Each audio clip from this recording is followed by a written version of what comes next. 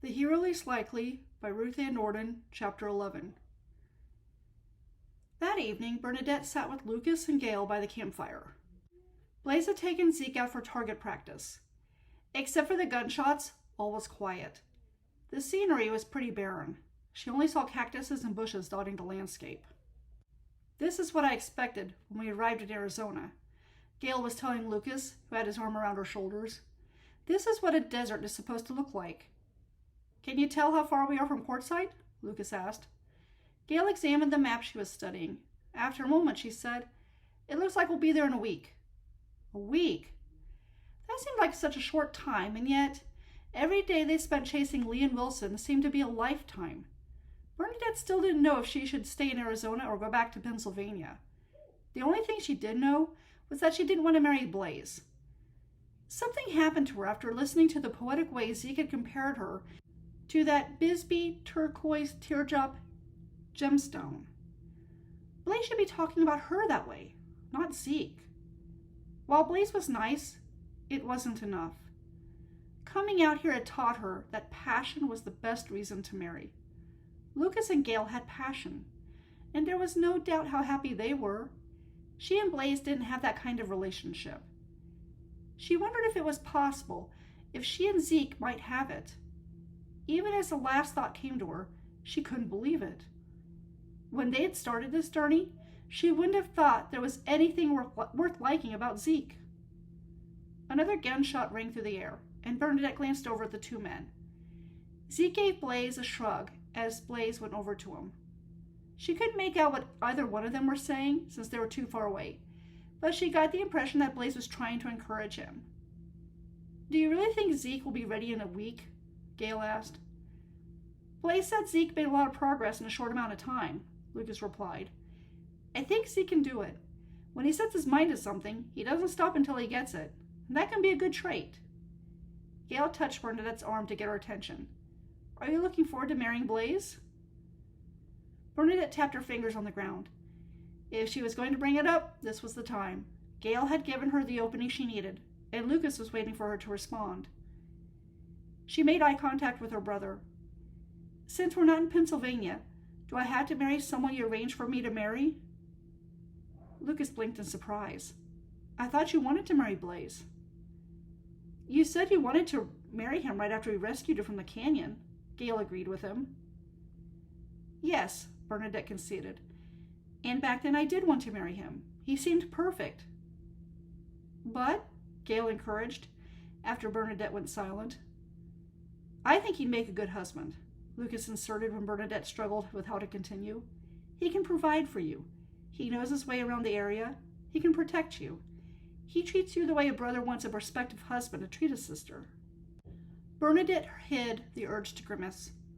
Was Lucas saying that because Blaze's actions were way too platonic? The choice is yours, Lucas told Bernadette. I'm not going to force you to marry him if you don't want to. Marriage is the most important relationship you can have with someone. You don't want to end up with someone who doesn't interest you. If your feelings have changed, it's best to do something about it now. You can always return to Pennsylvania with me and Gail. Is that what you want to do? Gail asked her. Do you want to come back with us? Bernadette didn't know how to answer that. She probably should say yes. And yet, the way Zeke had spoken to her in that mercantile while holding the necklace up to her eyes changed things. Things had already been changing, she knew, but now it was just too obvious to miss. We still have a week, Lucas said when Bernadette didn't say anything. We've been busy going from one watering hole to another, and then setting up camp to sleep, and then getting up and leaving the camp. We're going to end up in a showdown with two bandits who are worse than the ones we just sent to jail. With all of that going on, it's impossible to take an accurate assessment of what a marriage with Blaze will be like. If you want, Gail and I can stick around Arizona for a couple more weeks while Blaze courts you. And in that time, I'm sure you'll get a better idea of how he'd be as a husband. Right now, all we're doing is seeing how he is when he's pursuing outlaws. Gail nodded in agreement. We're only seeing vigilante Blaze. There's a romantic side of him that we haven't even seen yet.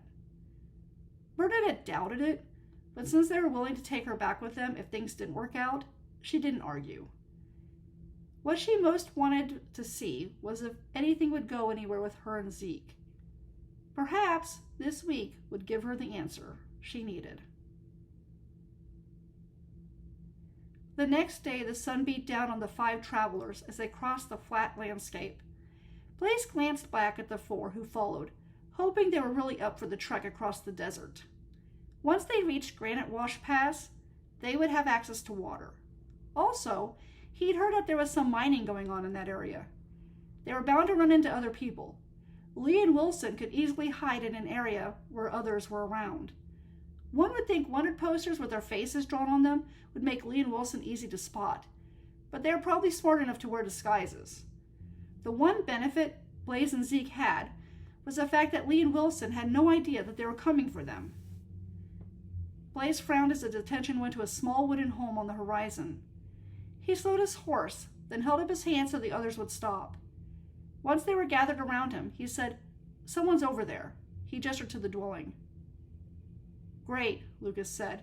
"I wouldn't mind asking if the person has a well. I'm almost out of water." "We can't be sure if it's safe to talk to the person living there," Blaze pointed out. "It can be dangerous," Zeke argued. "That structure is permanent. That means that someone lives there." Blaze shook his head. "We don't know what the person living there is like. We have to proceed with caution. Zeke, you and I are up front. Draw your gun, but have it at your side. We'll need them out if there's any slightest hint of gunfire.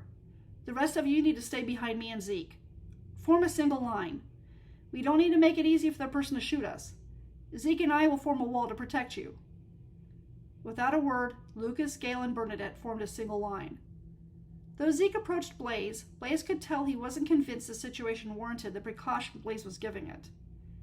Blaze wasn't surprised, but he was disappointed. One would think a deputy wouldn't be so trusting, especially not out in this wild territory.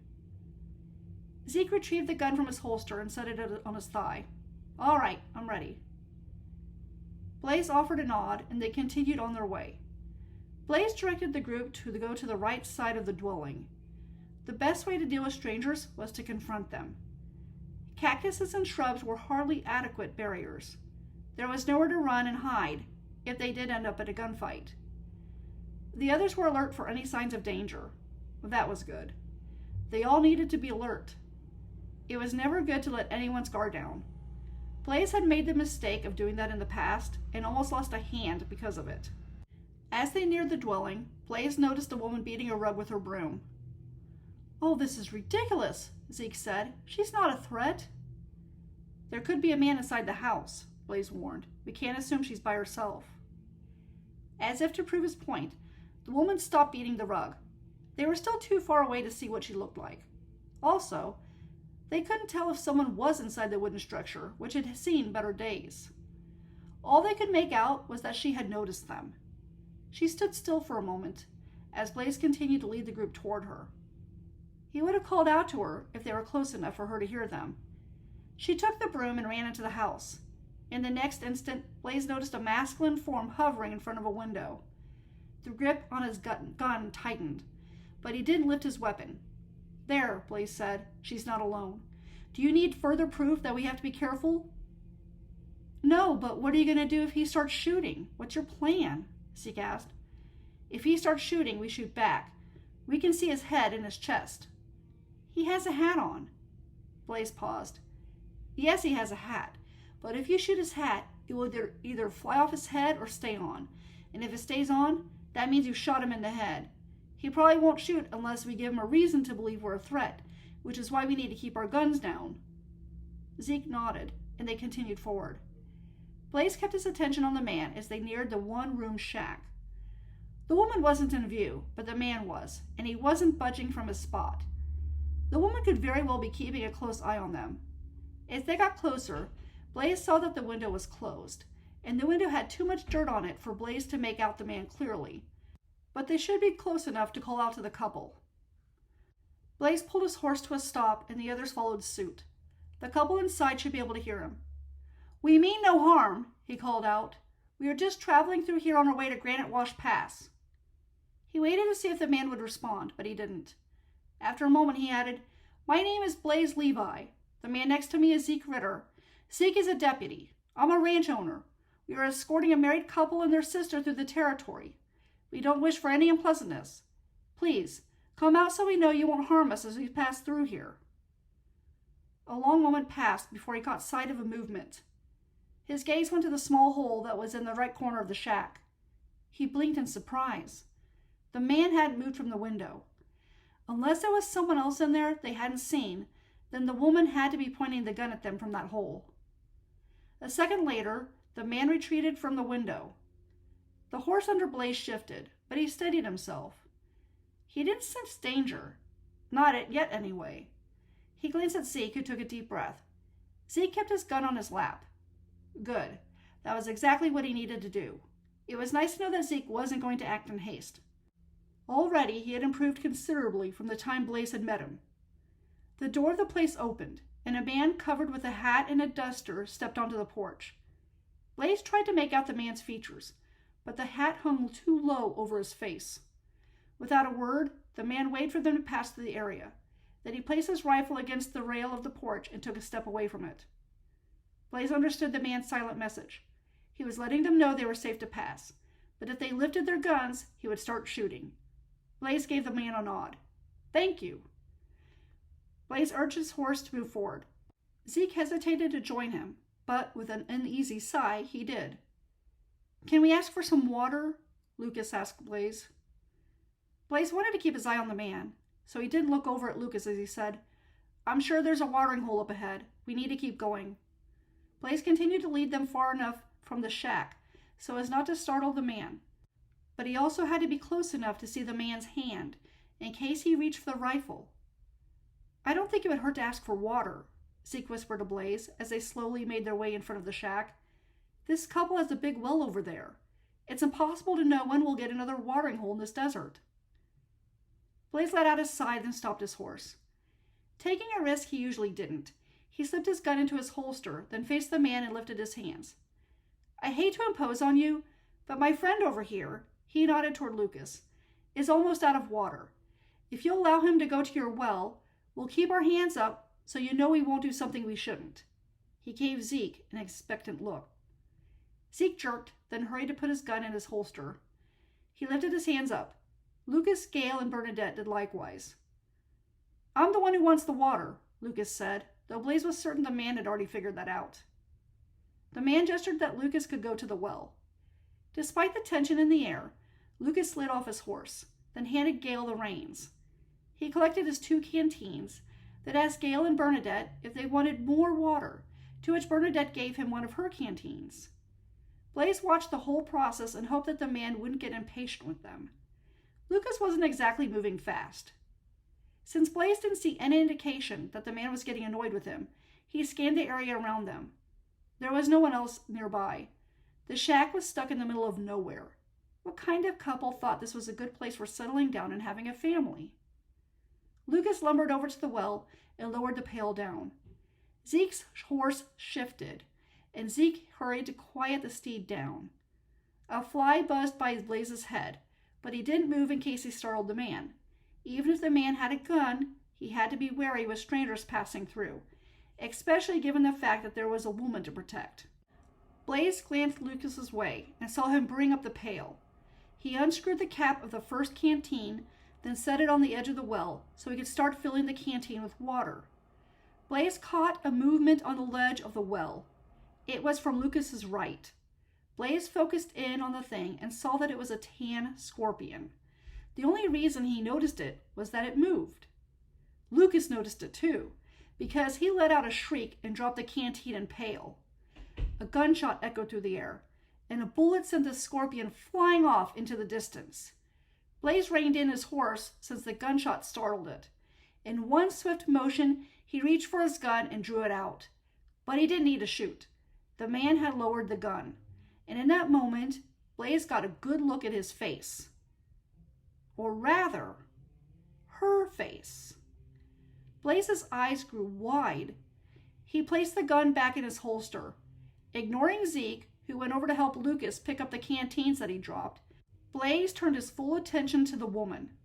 She was making an attempt to lower the hat back down, but it was too late. His gaze went to the doorway of the shack. There was no one moving around in there. If there was someone in there, the person would have reacted to the gunshot.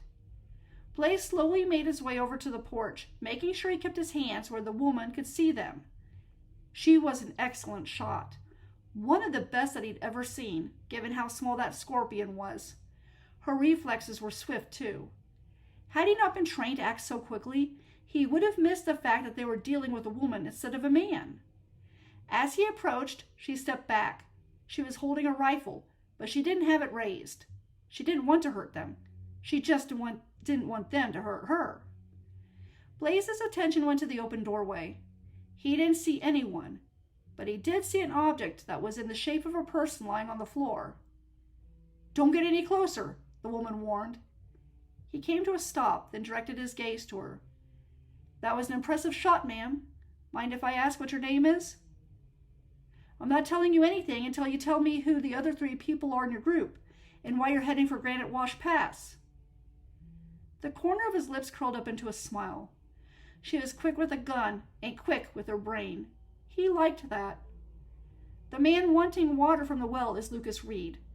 The brunette is his wife, Gail. The blonde is his sister, Bernadette. We are on our way to find Lee and Wilson. We have it on good authority that those bandits are heading for Quartzsite. The quickest way to get there is through Granite Wash Pass." "Why would you all be chasing down bandits? Are you hoping to get the reward?" "No, ma'am. We just want to make Arizona safer for women and children. These men need to be brought to justice." "Well, when you get them, I want you to bring Wilson James Davis here." His eyebrows furrowed. This woman knew Wilson? "Why would I do that?" "Because he's my baby brother, and I want to look him straight in the eye and tell him what a miserable disappointment he is to our family. I'd take the opportunity to shoot him myself if I could." Blaze noted the determined expression on her face and saw how much she detested her brother. He'd heard of Faye Davis, Wilson's older sister. This was the first time he saw her.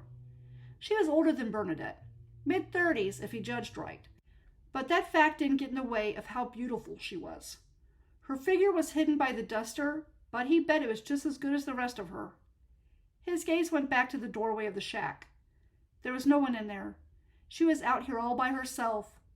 That made sense, given who her brother was. She'd been clever enough to make him and Zeke believe that she had a man protecting her. This was not a woman who backed down from a confrontation, and she knew how to take care of herself, despite the odds stacked against her. For the first time he could remember, words failed him. He had never been more intrigued by anyone in his entire life.